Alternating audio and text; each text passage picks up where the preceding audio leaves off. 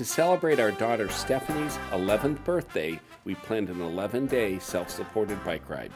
We packed up the car and we drove from Boston to Pittsburgh. We arrived on the longest day of the year, and we called this our family summer solstice sojourn.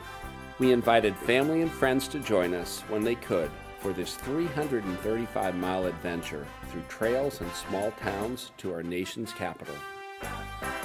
Our journey began on the Great Allegheny Passage, which runs from Pittsburgh to Cumberland, Maryland. It's a 150-mile trail through the Allegheny Mountains. We were joined by Doug Regner of the Allegheny Trail Alliance. He taught us about the rich steel mill history of the region. It raised the temperature of the river by 40 degrees. Oh my God. Bike traffic was heavy in Pittsburgh, but quickly thinned out as we got away from the city. There are rivers everywhere on the Gap Trail, including some beautiful wide crossings.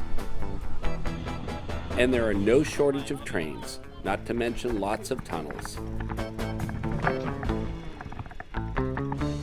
We had 4.5 days of a slight uphill climb, but everyone kept up their spirits and kept pedaling. Good job, Will. As this was a 3-generation trip, the kids got a nice chance to connect with their grandfather, an avid biker. It's tough to beat a bike ride for experiencing the people and the land along the way. I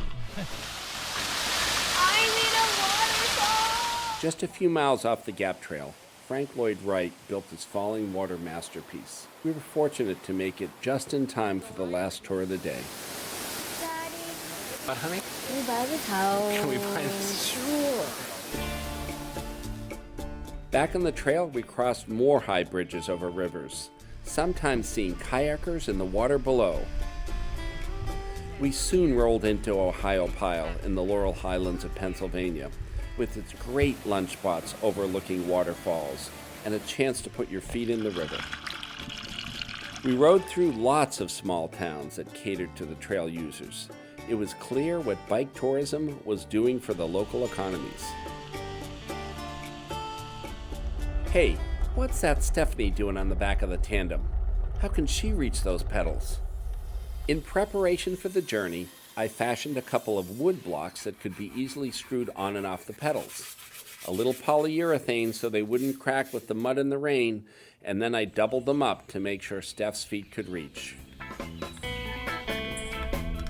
And Susie enjoyed Stephanie's sweet Gary Fisher too.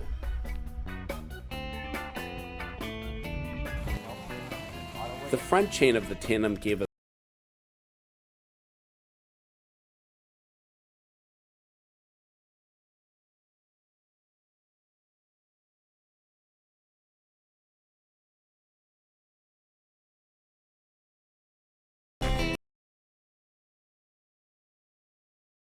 trail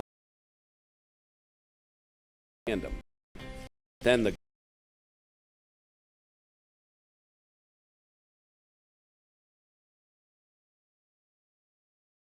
Ooh. He's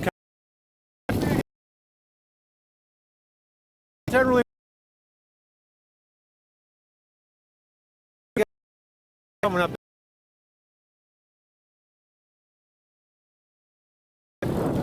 Yeah, that's what I hear.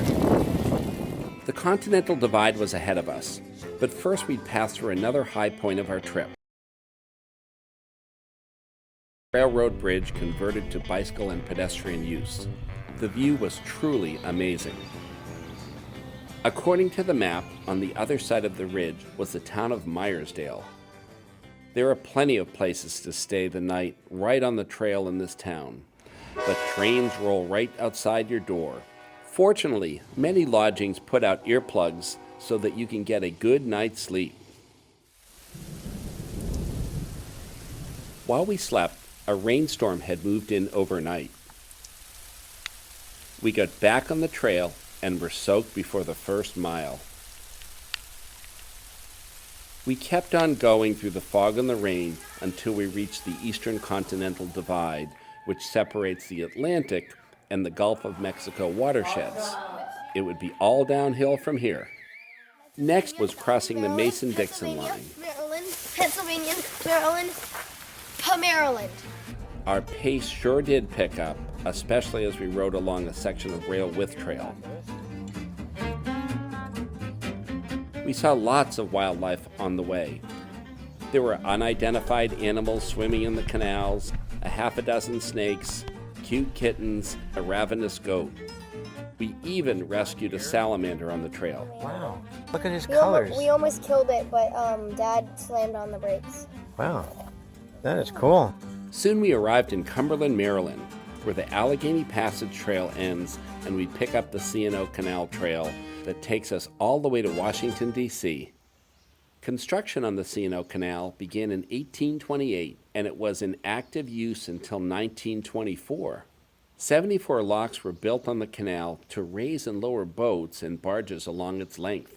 The 185-mile C&O Canal Trail is now part of the National Park System. Imagine what the builders of the canal would think if they knew that bicycles would someday replace mules and horses.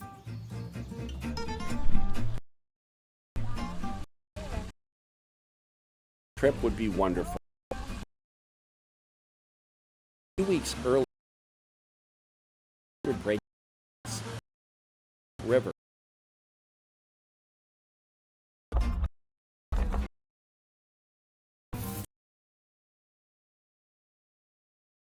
But the next one.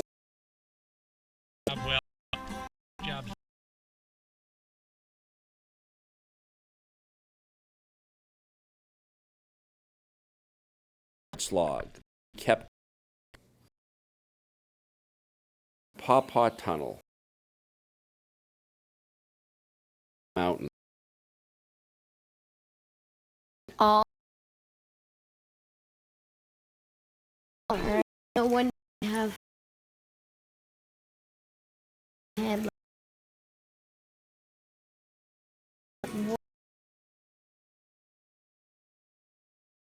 now you use my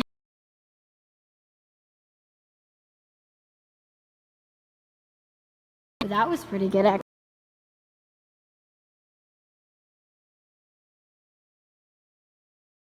Yay.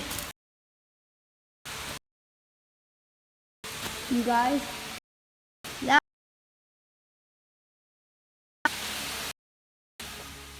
all right, we're done. Bye. We made it through the Pawpaw Tunnel. We did it. The next stretch of trail would be a little rough, as we entered a remote section of trail with little lodging or camping. Right, and then we'll figure out how we're going to make this all work, all right? That evening, we buried our bikes in the woods, and we were met by the great people of Three Otters Echo Retreat. They'd canoed across the Potomac to collect us, and we paddled over to West Virginia to spend the night. The accommodations at Three Otters are a mix of vintage 1960s travel trailers and yurts. They have great screened-in porches overlooking the river and lots of water toys for the adventurous. After a short nap, the kids were ready for a campfire. Now this might take some time, but it's all worth it. Oh yeah, look at this. I don't know if you can see this, but this is pretty golden. I think this is what's called glamping. Whatever it was, we liked it. The next morning, they paddled us back to our bikes, and we continued on our way. Next, we rolled over the Monocacy Aqueduct. It was a real engineering feat back in the day, allowing boats and barges to pass over the Potomac River.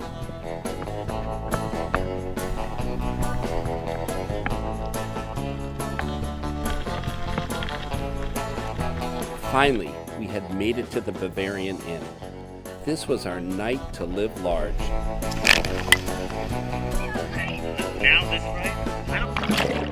Located in Shepherdstown, West Virginia, their infinity pool overlooks the Potomac and the muddy path we left behind for the night. When Steph got tired of bike seats, she found creative ways to keep up her positive spirits. She even got so comfortable at one point, she took a nap. We were on the home stretch now, We cycled through Harper's Ferry, West Virginia, and that night took the cable car ferry over to Leesburg, Virginia, bringing us to the fourth state on our journey. We knew we were getting close to D.C. when we arrived at Great Falls. According to the map, we had just 14 miles left to go. Soon we'd roll right into Georgetown. Here we are, mile 0. 335 miles after starting our adventure. Woo! Georgetown. We posed for one last family picture with niece Caroline, who rode with us the whole way at mile marker 0. It was an amazing trip. Not necessarily the easiest trip we ever took, but an adventure we'd never forget. I think the birthday girl deserves to have the last word on this story.